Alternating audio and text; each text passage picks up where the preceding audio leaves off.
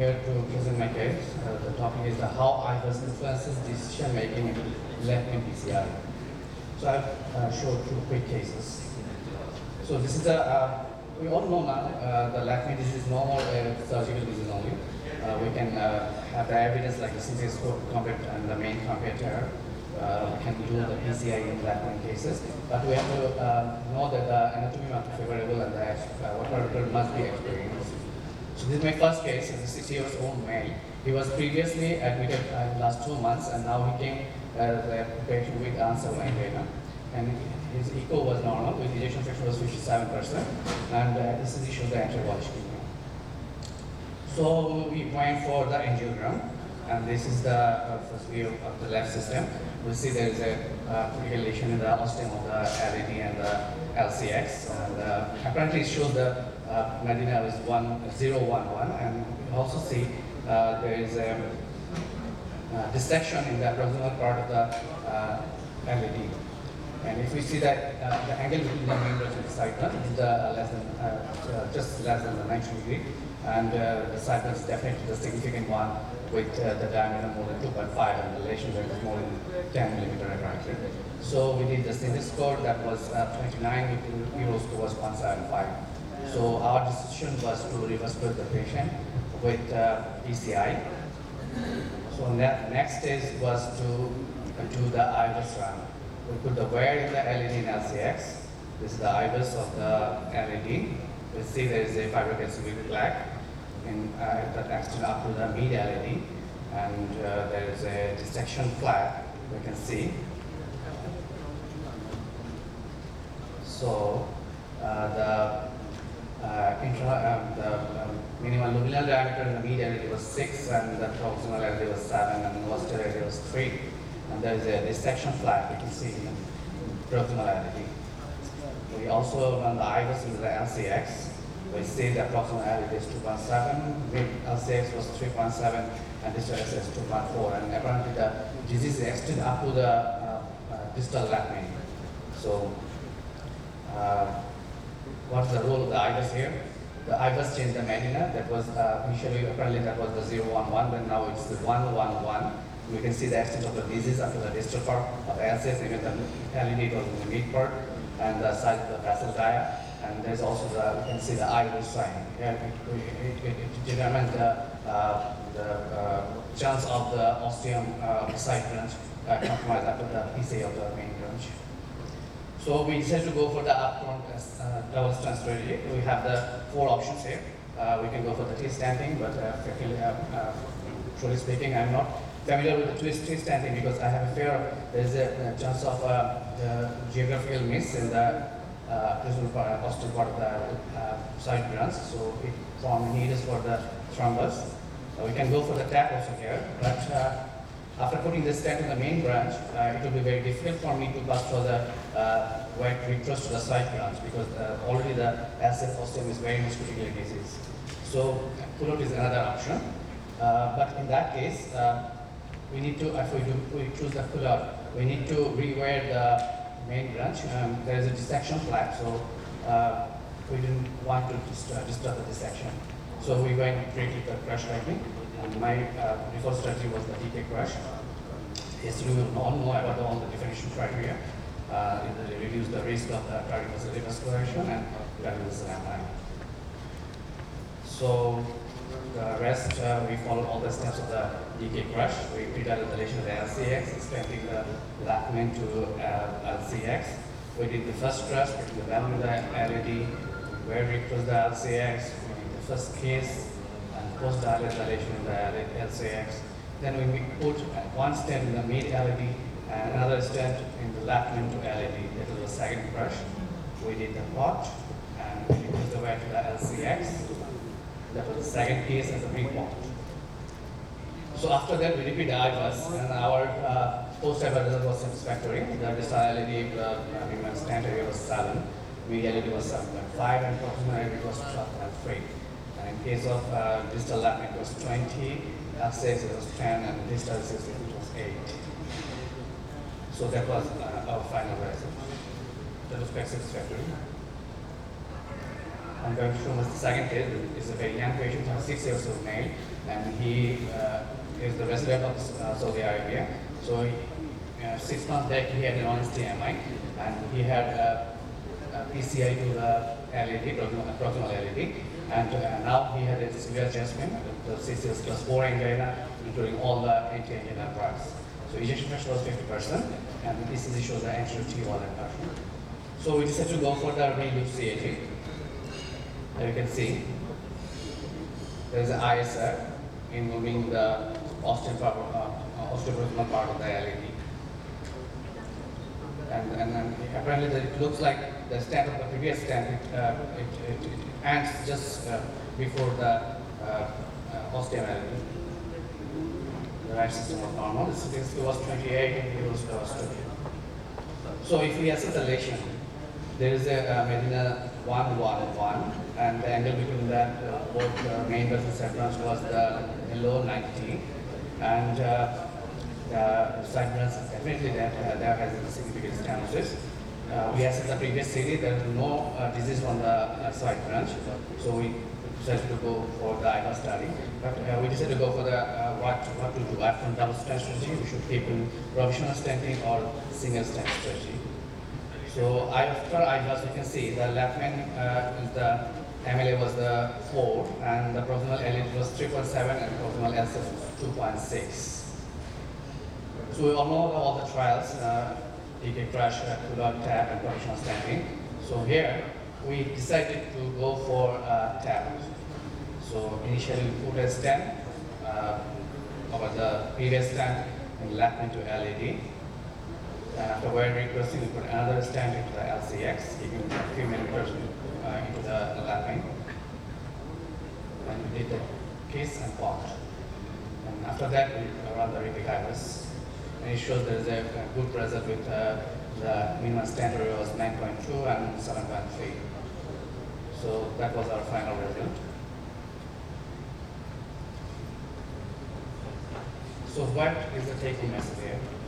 For if you want to know the definite black burden into the vessel, you should have to do the IVAS, and IVAS give you optimum result for in PCI, and it reduces the potential adverse cardiac events.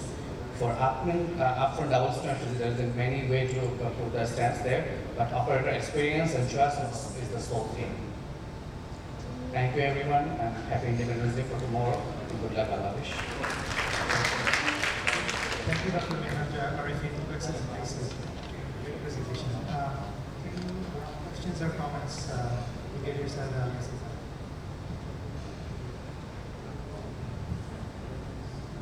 Thank you very much for your enriched presentation. We are highly delighted by your presentation.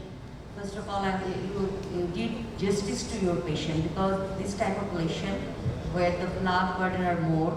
So we used to do this by using our IVAS and all the things, so we can get the good result. Otherwise, in this type of complex PCI, without IVAS guidance, we should not proceed for that. So in your case, both of the cases were so rewarding, and you did justice to your patient. Thank you very much for that. I want to ask a question, please. I'm here.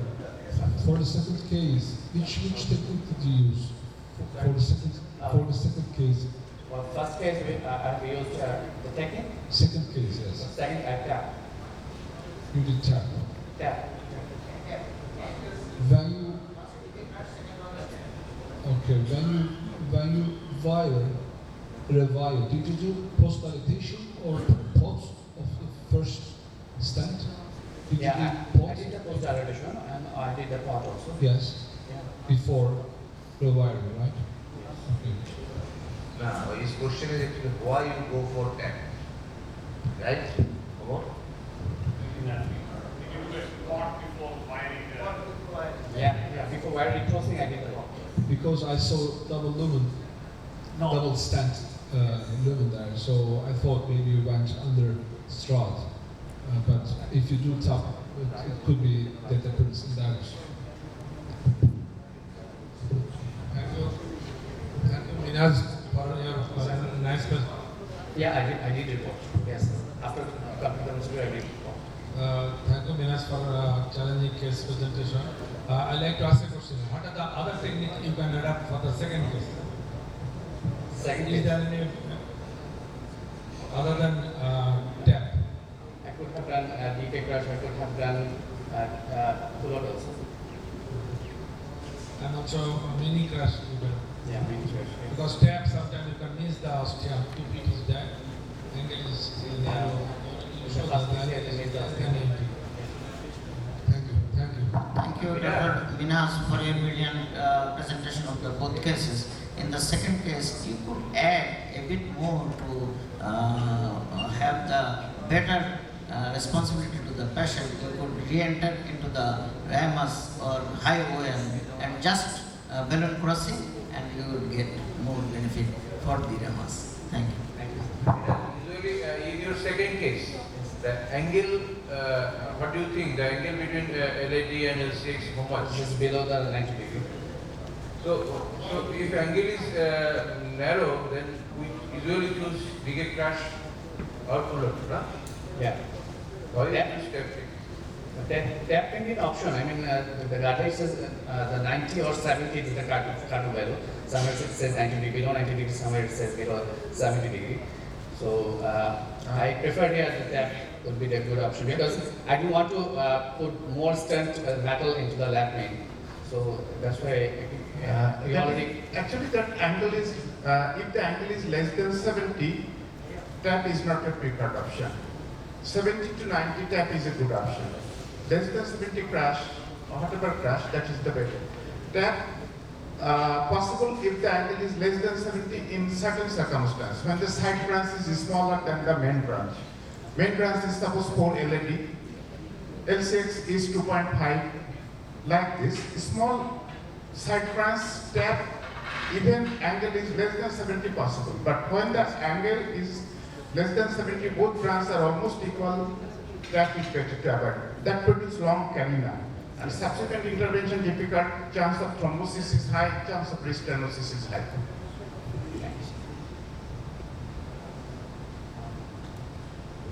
Actually, here there was an apprehension of already one still in the LAD.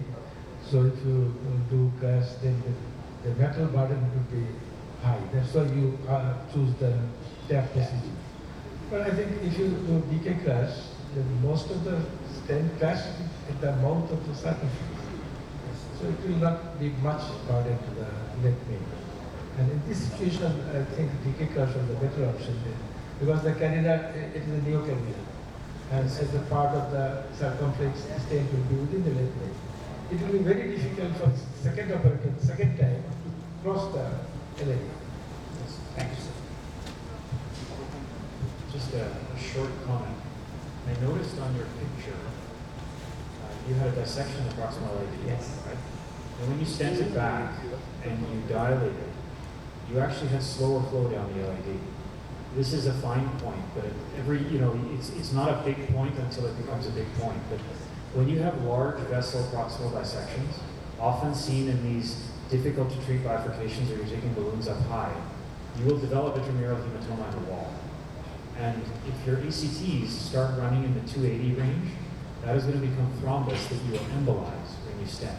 Right? You get a prolapse and you end up getting no reflow out of that. So I've made it a change in my practice because I got bitten by this a couple of times, where when I've got big dissections in proximal vessels, I actually bump up my ACT to 350, which I'm very comfortable doing because I'm doing CTOs most of the time. But in general, if you see a big dissection plane, kick up your ACT so that you're going to avoid creating that clot.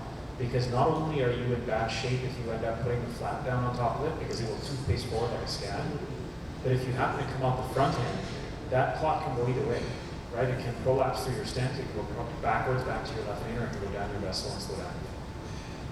Thank you. But nice result. Thank you so much.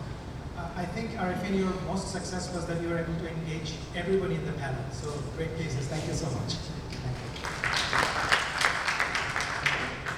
We would like to invite Dr. Aisha Kader to present her case next, please. Aisha.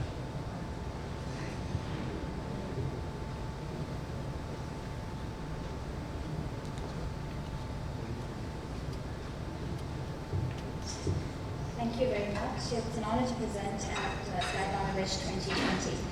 And very briefly, sorry, it's not moving.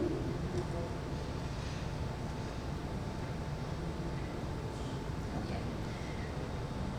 So very briefly, our patient was a 50-year-old gentleman with a very low BMI of about 25, 26. He was hypertensive, dyslipidemic, and diabetic, and presented with CCS class 3 to 4 intractable angina for the last 3 months that was resistant to optimal guideline-directed medical therapy, and he had preserved ejection fraction. So we proceeded to coronary angiography, and this is the left system.